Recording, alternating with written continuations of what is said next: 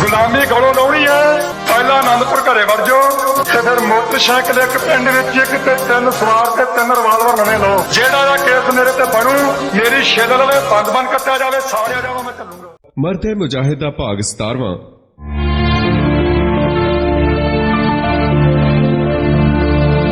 ਮਰਦੇ ਮੁਜਾਹਿਦ ਸੰਤ ਜਰਨੈਲ ਸਿੰਘ ਜੀ ਖਾਲਸਾ ਪਿੰਡਰਾਵਾਲੇ।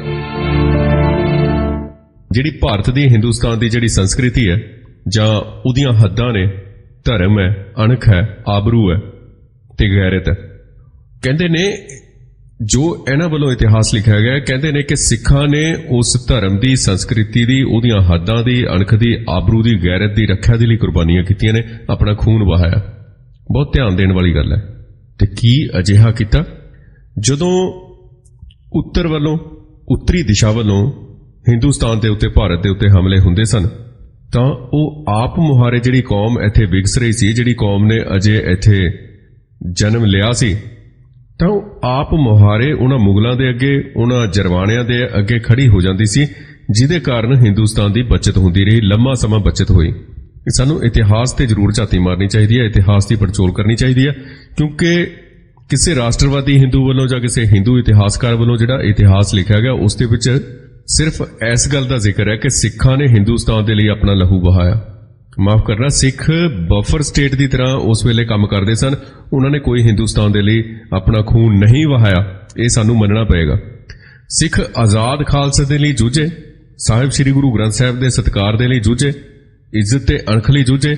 ਤੇ ਹਾਂ, ਠੀਕ ਹੈ, ਉਹਨਾਂ ਨੇ ਹਿੰਦੂ ਕੌਮ ਦੀਆਂ ਧੀਆਂ ਭੈਣਾਂ, ਬਹੂ ਬੇਟੀਆਂ ਦੀ ਇੱਜ਼ਤ ਨੂੰ ਬਚਾਇਆ, ਉਹਨਾਂ ਦੀ ਰੱਖਿਆ ਕੀਤੀ ਤੇ ਆਪ ਮੁਹਾਰੇ ਜਿਹੜਾ ਹਿੰਦੁਸਤਾਨ ਦਾ ਇਤਿਹਾਸ, ਉਹਦੀ ਸੰਸਕ੍ਰਿਤੀ, ਉਹਦੀਆਂ ਹੱਦਾਂ, ਉਹਨਾਂ ਦਾ ਧਰਮ, ਅਣਖ, ਆਬਰੂ, ਇੱਜ਼ਤ ਆਪ ਮੁਹਾਰੇ ਬਚੀ, ਸਿੱਖਾਂ ਦੇ ਰਾਹੀਂ ਬਚੀ। ਇਸ ਕਾਰਨ ਇਹ ਸਾਡੇ ਉੱਤੇ ਇਹ ਗੱਲ ਥੋਪਦੇ ਨੇ ਕਿ ਹਿੰਦੁਸਤਾਨ ਦੀ ਰੱਖਿਆ ਦੇ ਲਈ ਸਿੱਖਾਂ ਨੇ ਕੁਰਬਾਨੀਆਂ ਕੀਤੀਆਂ। ਇਹ ਤਾਂ ਸਿੱਖ ਗੁਰੂਆਂ ਦੀ ਜਿਹੜੀ ਕੁਰਬਾਨੀ ਹੈ, ਉਸ ਨੂੰ ਵੀ ਹਿੰਦੁਸਤਾਨ ਦੀ ਰੱਖਿਆ ਦੇ ਲਈ, ਰਾਸ਼ਟਰਵਾਦਤਾ ਦੇ ਥੱਲੇ ਉਸ ਨੂੰ, ਕੁਰਬਾਨੀਆਂ ਨੂੰ ਅੱਗੇ ਚਲਾਉਂਦੇ ਨੇ ਆਪਣੇ ਇਤਿਹਾਸ ਦੇ ਵਿੱਚ, ਆਪਣੇ ਲਿਖੇ ਹੋਏ ਇਤਿਹਾਸ ਦੇ ਵਿੱਚ। ਕਿਉਂ?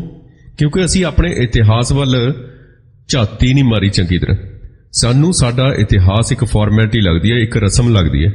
ਜਦੋਂ ਕਿਸੇ ਗੁਰਦੁਆਰਾ ਸਾਹਿਬ ਦੇ ਵਿੱਚ ਇਤਿਹਾਸਕ ਨਜ਼ਾਰੇ ਦੀ ਕੋਈ ਦ੍ਰਿਸ਼ਟੀ ਤੋਂ ਕੋਈ ਗੱਲ ਪੇਸ਼ ਕੀਤੀ ਜਾਂਦੀ ਹੈ, ਕਿਸੇ ਕਥਾਵਾਚਕ ਭਾਈ ਵੱਲੋਂ ਜਾਂ ਕਿਸੇ ਇਤਿਹਾਸਕਾਰ ਵੱਲੋਂ, ਤਾਂ ਅਸੀਂ ਸ਼ਰਧਾ ਵਸ ਇਹ ਮਨ ਦੇ ਵਿੱਚ ਆਪ ਹੀ ਫੈਸਲਾ ਕਰਕੇ ਉਸ ਨੂੰ ਅਣਸੁਣਿਆ ਕਰ ਦਿੰਦੇ ਹਾਂ ਕਿ ਗੁਰੂ ਸਾਹਿਬ ਵਰਗਾ ਕੌਣ ਹੋ ਸਕਦਾ, ਕੌਣ ਉਹਨਾਂ ਦੀ ਰੀਸ ਕਰ ਸਕਦਾ। ਗੁਰੂ ਸਾਹਿਬ ਕਿੱਥੇ ਤੇ ਅਸੀਂ ਕਿੱਥੇ? ਭਾਈ ਸਾਹਿਬ, ਅਸੀਂ ਸਾਰੇ ਕਿਰਪਾ ਦੇ ਪਾਤਰ ਹਾਂ। ਸ੍ਰੀ ਅਕਾਲ ਪੁਰਖ ਵਾਹਿਗੁਰੂ ਸਾਹਿਬ ਜੀ ਸਾਰੇ ਇੱਕ ਬਰਾਬਰ ਹੈ। ਗੁਰੂ ਸਾਹਿਬ ਨੇ ਸਾਨੂੰ ਬਰਾਬਰਤਾ ਦਾ ਸਿਧਾਂਤ ਦੇ ਉੱਤੇ ਚੱਲਣ ਲਈ ਕਿਹਾ, ਬਰਾਬਰਤਾ ਦਾ ਦਰਜਾ ਦਿੱਤਾ ਸਾਰਿਆਂ ਨੂੰ, ਤੇ ਉਸ ਤੋਂ ਬਾਅਦ ਤਾਂ ਕੋਈ ਕਮੀ ਨਹੀਂ। ਸਭ ਤੋਂ ਪਹਿਲਾਂ ਸਾਹਿਬ ਕਮਾਲ ਸ੍ਰੀ ਗੁਰੂ ਗੋਬਿੰਦ ਸਿੰਘ ਜੀ ਨੇ, ਤੇ ਉਸ ਤੋਂ ਵੀ ਪਹਿਲਾਂ ਜਦੋਂ ਗੁਰੂ ਨਾਨਕ ਨੇ ਤੀਜਾ ਪੰਥ ਚਲਾਇਆ, ਸਾਨੂੰ ਬਰਾਬਰਤਾ ਦਾ ਦਰਜਾ ਉਸੇ ਵੇਲੇ ਦੇ ਦਿੱਤਾ ਸੀ। ਤੇ ਜਿਹੜੀ ਕਰਾਮਾਤ ਦੀ ਨਿਖੇਧ ਕਰਕੇ ਇਹ ਕਿਹਾ ਸੀ ਕਿ ਕੋਈ ਉੱਚਾ ਨਹੀਂ, ਕੋਈ ਨੀਵਾਂ ਨਹੀਂ, ਕੋਈ ਮਹਾਨ ਪੁਰਖ ਨਹੀਂ, ਕੋਈ ਆਮ ਪੁਰਖ ਨਹੀਂ, ਸਭ ਬਰਾਬਰ ਨੇ ਤੇ ਇਹ ਕੌਮ ਬਰਾਬਰਤਾ ਦੇ ਆਧਾਰ ਦੇ ਉੱਤੇ ਅੱਗੇ ਵਧੇਗੀ, ਤੇ ਤੀਜਾ ਪੰਥ ਚਲਾਇਆ ਸੀ। ਸੋ ਜੇ ਸਿੱਖ ਗੁਰੂ ਸਾਹਿਬ ਤੇ ਉਹਨਾਂ ਵੱਲੋਂ ਪ੍ਰਗਟ ਕੀਤਾ ਖਾਲਸਾ ਪੰਥ ਆਪਣੇ ਖੂਨ ਦੇ ਨਾਲ ਇਸ ਧਰਤੀ ਨੂੰ ਆਪਣੀ ਲਾਲ ਰੰਗਤ ਨਾ ਦਿੰਦਾ, ਤਾਂ ਸ਼ਾਇਦ ਹਿੰਦੁਸਤਾਨ ਦਾ ਨਕਸ਼ਾ ਤੇ ਇਤਿਹਾਸ ਹੋਰ ਹੋਣਾ ਸੀਗਾ ਅੱਜ। ਕਿਉਂਕਿ ਜਿਸ ਵੇਲੇ ਗਹਿ ਗੱਚ ਲੜਾਈ ਲੜ ਕੇ ਖਾਲਸਾ ਉਹ ਜਰਵਾਣਿਆਂ ਨੂੰ ਰੋਕਦਾ ਸੀ, ਹਮਲਾਵਰਾਂ ਨੂੰ ਰੋਕਦਾ ਸੀ, ਤਾਂ ਬਿਲਕੁਲ ਉਸੇ ਵੇਲੇ ਉਹਨਾਂ ਦੇ ਨਾਲ ਹਿੰਦੂ ਵੀ ਉਸੇ ਧਰਤੀ ਦੀ ਮਿੱਟੀ ਦਾ ਉਪਜਿਆ ਅੰਨ ਖਾ ਰਿਹਾ ਸੀ, ਉਸੇ ਧਰਤੀ ਦਾ ਪਾਣੀ ਪੀ ਰਿਹਾ ਸੀ।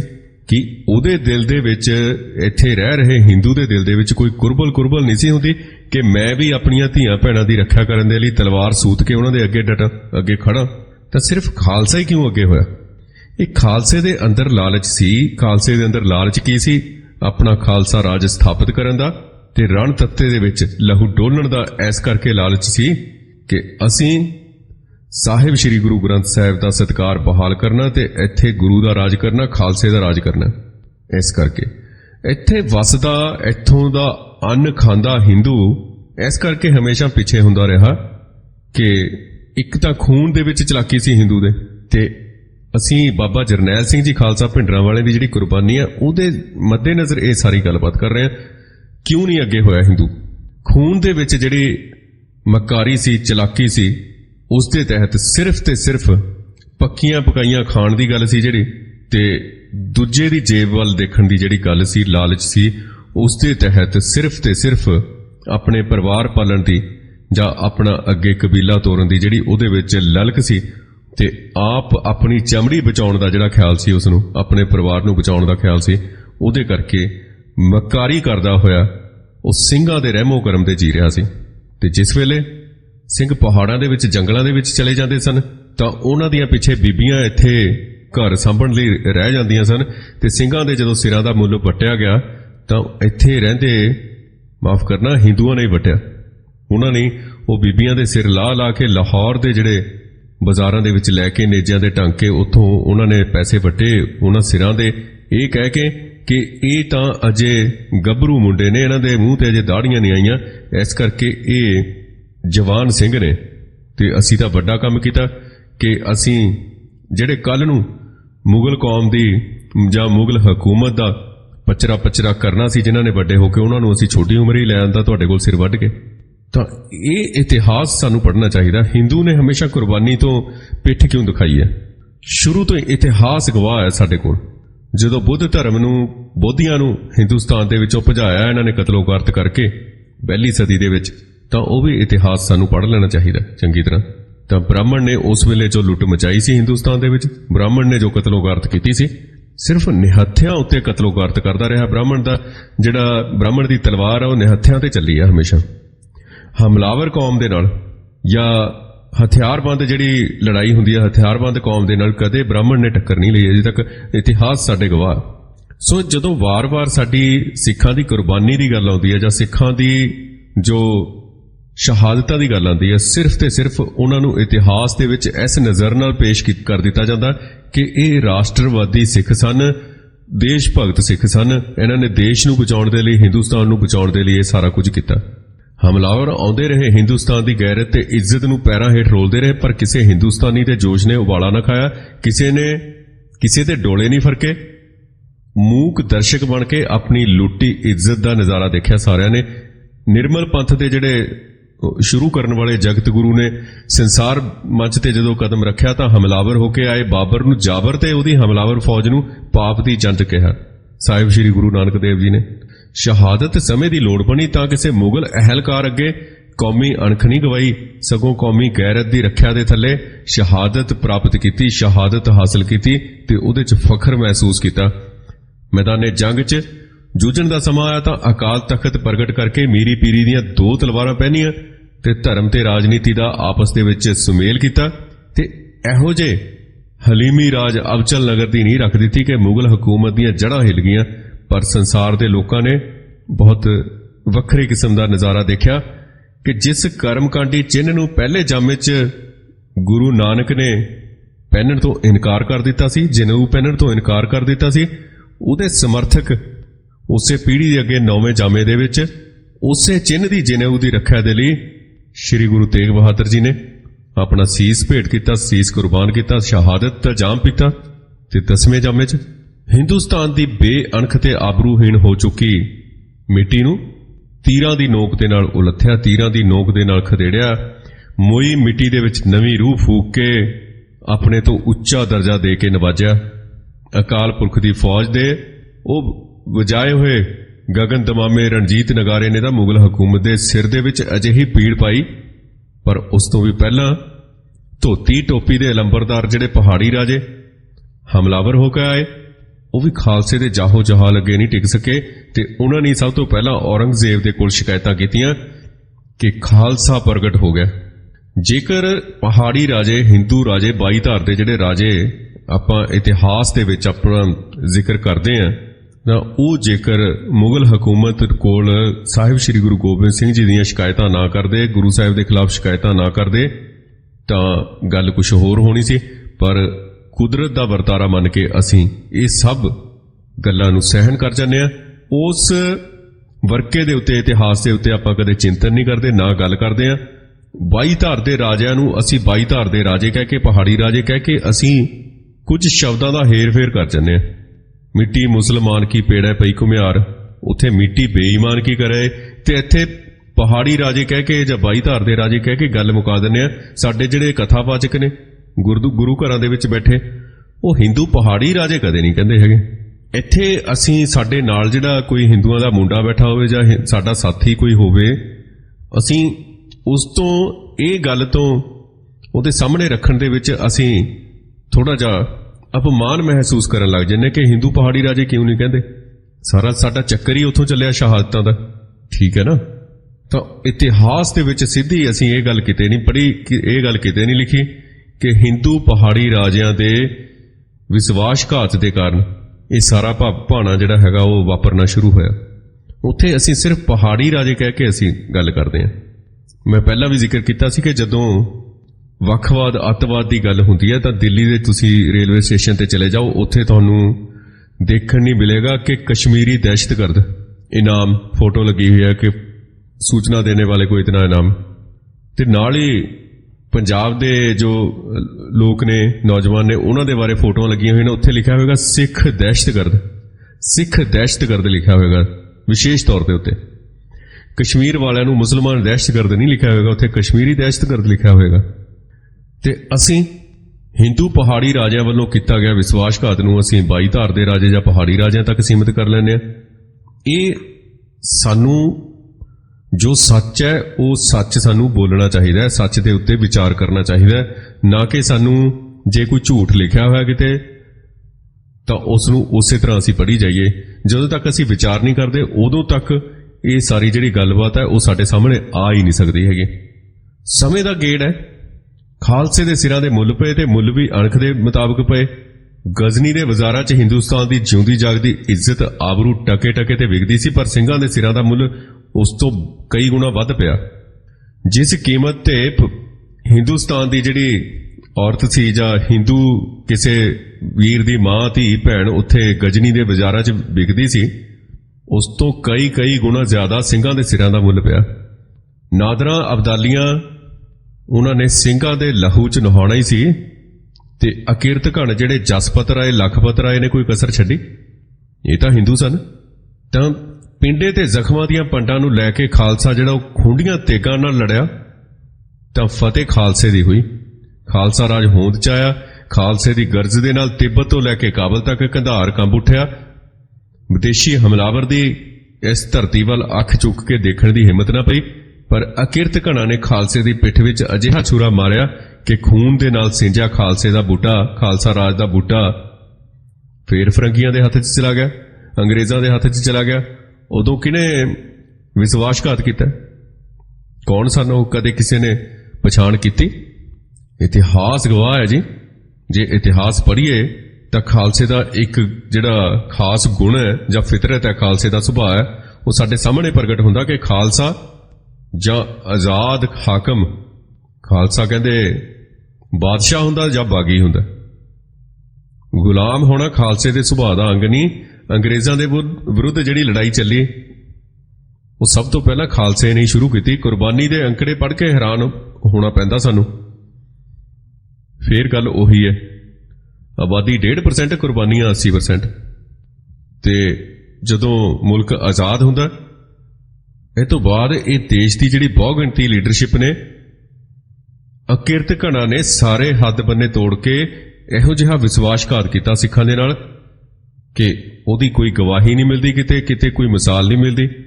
ਹਰ ਹੀਲਾ ਖਾਲਸੇ ਦੀ ਅਣਖ ਨੂੰ ਮਲਿਆਮੇਟ ਕਰਨ ਦਾ ਵਰਤਿਆ ਗਿਆ। ਸਿੱਖੀ ਦੀ ਅਣਖ ਨੂੰ ਖਤਮ ਕਰਨ ਵਾਸਤੇ, ਕੌਮੀ ਗੈਰਤ ਨੂੰ ਚਿੰਗਾਰੀ ਨੂੰ ਬੁਝਾਉਣ ਵਾਸਤੇ। ਭਾਵੇਂ ਰਾਜ ਕਰਨ ਵਾਲੇ ਸਨ ਜਿਹੜੇ, ਉਹਨਾਂ ਵੱਲੋਂ ਪਹਿਲੇ ਦਿਨ ਤੋਂ ਹੀ ਹਮਲੇ ਸ਼ੁਰੂ ਹੋ ਗਏ ਸਨ, ਪਰ ਸ਼੍ਰੀ ਦਰਬਾਰ ਸਾਹਿਬ ਤੇ ਹਮਲਾ, ਅਜਿਹਾ ਹਮਲਾ ਜਿਹਦੇ ਨਿਸ਼ਾਨ ਕੌਮ ਦੇ ਦਿਲਾਂ ਦੇ ਉੱਤੇ, ਕੌਮ ਦੇ ਹਿਰਦਿਆਂ ਦੇ ਉੱਤੇ ਕਦੇ ਮਿਟ ਨਹੀਂ ਸਕਦੇ। ਇੱਕ ਅਜਿਹਾ ਜਿਹੜਾ ਹੈ ਅਸੀਂ ਕਹਿ ਸਕਦੇ ਹਾਂ, ਉਸ ਦਾ ਨਾਮ ਰੱਖਿਆ ਗਿਆ ਉਸ ਕਾਰਵਾਈ ਦਾ ਬਲੂ ਸਟਾਰ ਇਹਨਾਂ ਨੇ ਰੱਖਿਆ। ਬਾਬਾ ਜਰਨੈਲ ਸਿੰਘ ਨੀਲੇ ਰੰਗ ਦੀ ਪੱਗ ਬੰਨ੍ਹਦੇ ਸਨ, ਉਹ ਪੱਗ ਤੋਂ ਇਹਨਾਂ ਨੇ ਉਸ ਦਾ ਨਾਮ ਰੱਖਿਆ ਸੀ ਬਲੂ ਸਟਾਰ। ਉਸ ਤੋਂ ਨਾਮ ਰੱਖਿਆ। ਇਸ ਕਾਰਵਾਈ ਨੇ ਸਿੱਖਾਂ ਦਾ ਦਿਲ ਵਿਲੁੰਦਰ ਕੇ ਰੱਖ ਦਿੱਤਾ, ਸਾਡੇ ਹਿਰਦੇ ਜ਼ਖਮੀ ਕਰ ਦਿੱਤੇ। ਜਦੋਂ ਅੱਜ ਵੀ ਅਸੀਂ ਉਹ ਘਟਨਾ ਨੂੰ ਯਾਦ ਕਰਦੇ ਹਾਂ ਤਾਂ ਸਾਡੇ ਲਈ ਅੱਜ ਵੀ ਉਹ ਇਸ ਤਰ੍ਹਾਂ ਹੁੰਦੀ ਹੈ ਜਿਵੇਂ ਉਹ ਘਟਨਾ ਹਾਲੇ ਚੱਲ ਰਹੀ ਹੈ, ਉੱਥੇ ਕਾਰਵਾਈ ਹੋ ਰਹੀ ਹੈ। ਸੋ ਇਸ ਤਰੀਕੇ ਨਾਲ ਸੋਚਦੇ ਹਾਂ ਅਸੀਂ। ਸਾਨੂੰ ਬਹੁਤ ਕਿਹਾ ਜਾਂਦਾ ਕਿ ਉਹ ਬਾਬਾ ਜਰਨੈਲ ਸਿੰਘ ਨੂੰ ਆਪਣੇ ਮਨ ਚੋਂ ਕੱਢ ਦਿਓ, ਉਹ ਘਟਨਾਵਾਂ ਨੂੰ ਭੁੱਲ ਜਾਓ, ਅੱਗੇ ਦੀ ਸੋਚੋ, ਅੱਗੇ ਦੀ ਦੇਖੋ, ਵਿਕਾਸ ਦੀ ਗੱਲ ਕਰੋ। ਕੀ ਅਜਿਹਾ ਸੰਭਵ ਹੈ? ਕੀ ਇਸ ਤਰ੍ਹਾਂ ਹੋ ਸਕਦਾ ਹੈ? ਜਾਪਾਨ ਦੇ ਵਿੱਚ ਹੀਰੋਸ਼ੀਮਾ ਤੇ ਨਾਗਾਸਾਕੀ ਦੇ ਹਮਲਿਆਂ ਤੋਂ ਅਸੀਂ ਦੇਖ ਸਕਦੇ ਹਾਂ ਕਿ ਉਹ ਲੋਕ ਭੁਲਾ ਸਕਦੇ ਨੇ? ਉਹ ਹਮਲਿਆਂ ਤੋਂ ਵੱਧ ਜੋ ਹਮਲਾ ਹੋਇਆ ਸਿੱਖ ਕੌਮ ਤੇ, ਉਸ ਤੋਂ ਵੀ ਵੱਧ ਕਰੂਰਤਾ ਪ੍ਰਗਟ ਕੀਤੀ, ਉਸ ਤੋਂ ਵੀ ਵੱਧ ਇੱਥੇ ਜ਼ੁਲਮ ਕੀਤਾ ਗਿਆ। ਇੱਕ ਬਹੁਤ ਵੱਡੇ ਘੱਲੂਘਾਰੇ ਦਾ ਜਿਹੜਾ ਨਿਸ਼ਾਨਾ ਸਿਰਫ ਸਿੱਖ ਜਾਂ ਸਿੱਖ ਬੱਚਾ ਜਾਂ ਸਿੱਖ ਬਜ਼ੁਰਗ ਜਾਂ ਸਿੱਖ ਨੌਜਵਾਨ ਨਹੀਂ ਸੀ, ਸਿੱਖੀ ਸੀ। ਸਿੱਖੀ ਨੂੰ ਖਤਮ ਕਰਨਾ ਸੀ ਮਕਸਦ।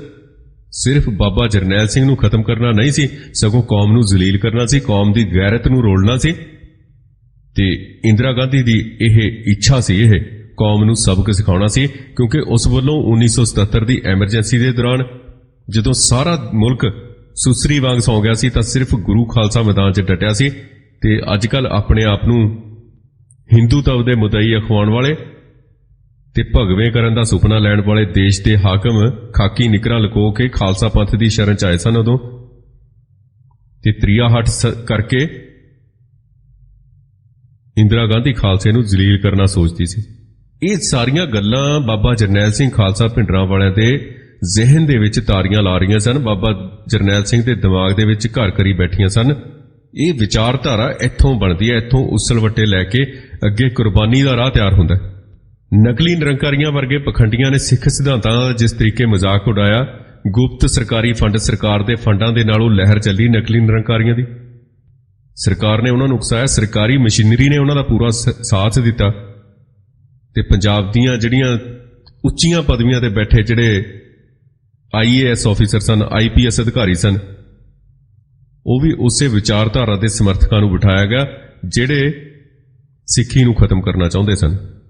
13 ਅਪ੍ਰੈਲ 1978 ਨੂੰ ਨਕਲੀ ਨਿਰੰਕਾਰੀਆਂ ਨੇ ਅੰਮ੍ਰਿਤਸਰ 'ਚ ਖਾਲਸੇ ਦੇ ਖੂਨ ਦੇ ਨਾਲ ਹੋਲੀ ਖੇਡੀ।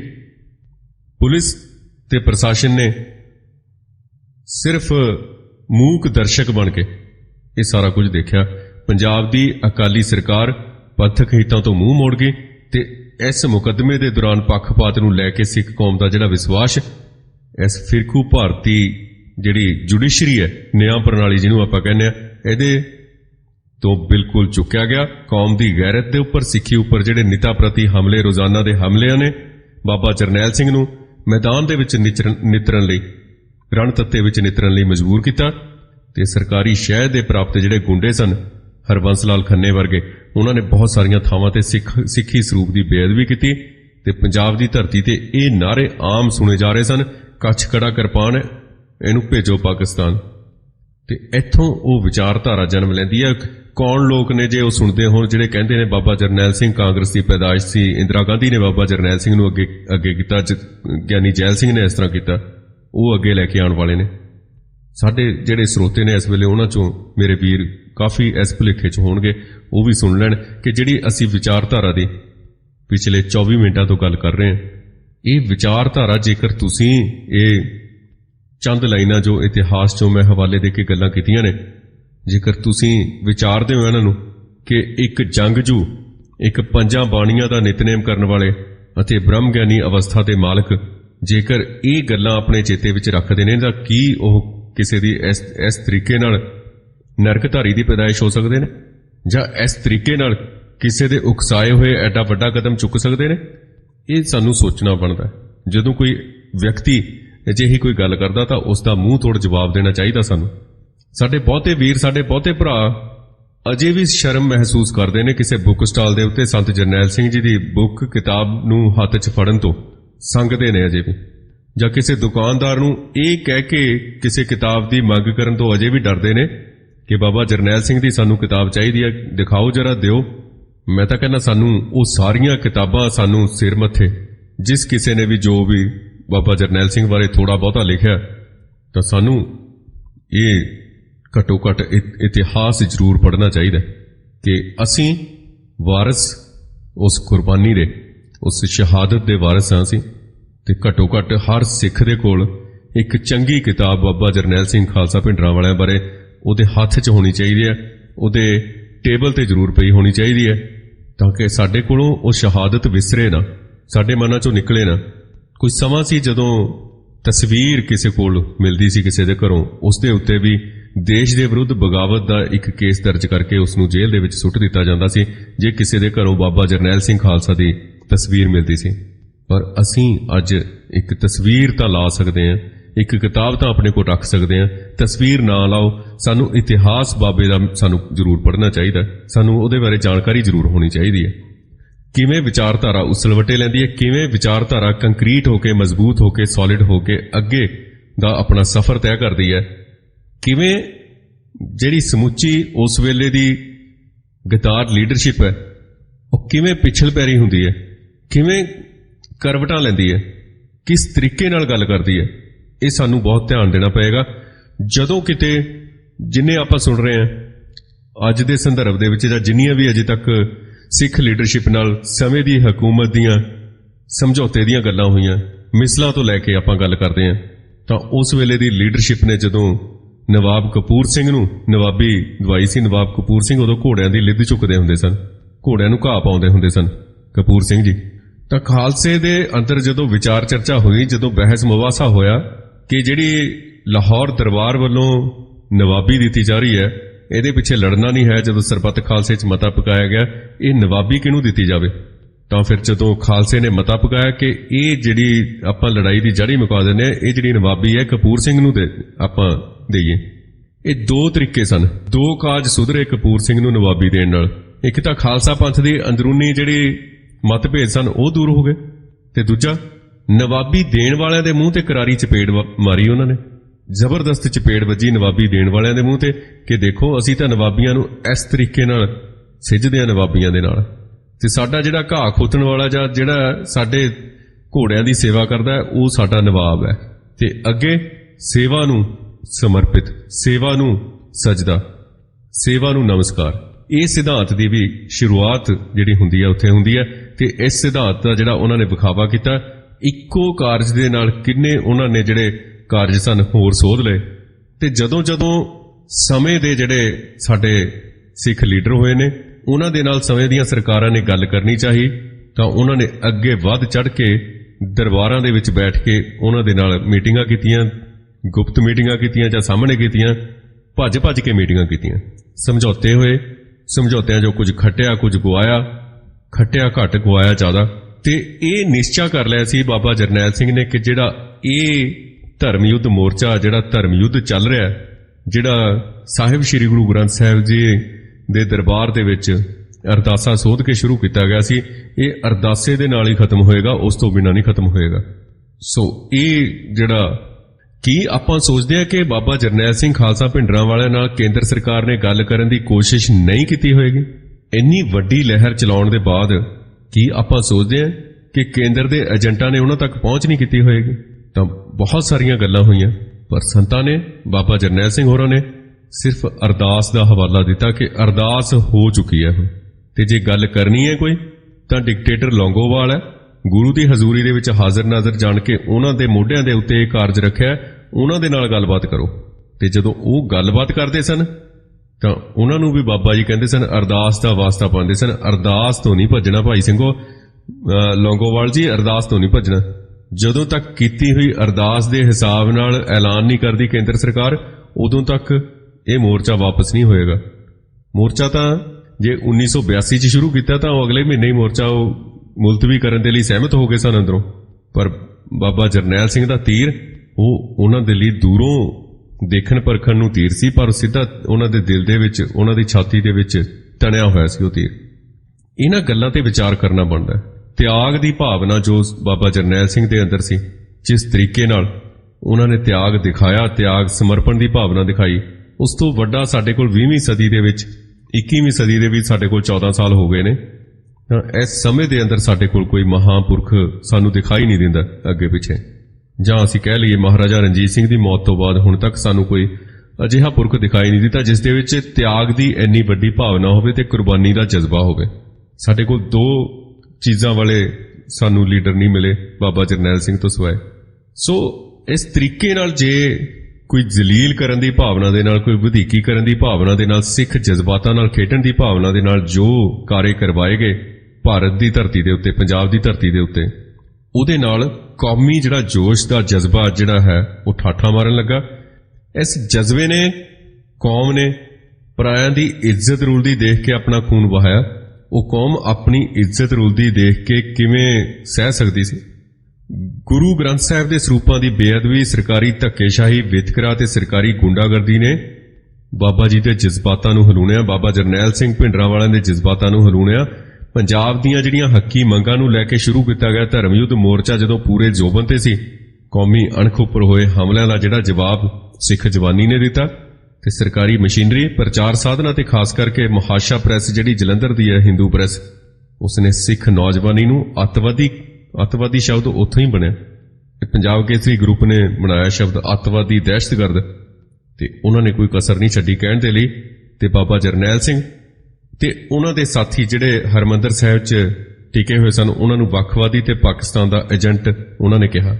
ਪੰਜਾਬ ਕੇਸਰੀ ਪ੍ਰੈਸ ਨੇ ਧਰਮ ਯੁੱਧ ਮੋਰਚੇ ਨੂੰ ਕੁਚਲਣ ਵਾਸਤੇ ਸਰਕਾਰ ਨੇ ਪੂਰਾ ਆਪਣਾ ਜ਼ੋਰ ਲਾਇਆ, ਪਰ ਕੌਮ ਦੇ ਜਿਹੜੇ ਜਜ਼ਬਾਤ ਸਨ ਉਹਨਾਂ ਦੇ ਸਾਹਮਣੇ ਸਰਕਾਰ ਦੀ ਕੋਈ ਪੇਸ਼ ਨਹੀਂ ਗਈ। ਇਹ ਸਾਰਾ ਕੁਝ ਸਾਨੂੰ ਇਸ ਤਰੀਕੇ ਨਾਲ ਪਤਾ ਲੱਗਦਾ ਸਾਨੂੰ ਜਦੋਂ ਅਸੀਂ ਵਿਚਾਰ ਵਟਾਂਦਰਾ ਕਰਦੇ ਹਾਂ।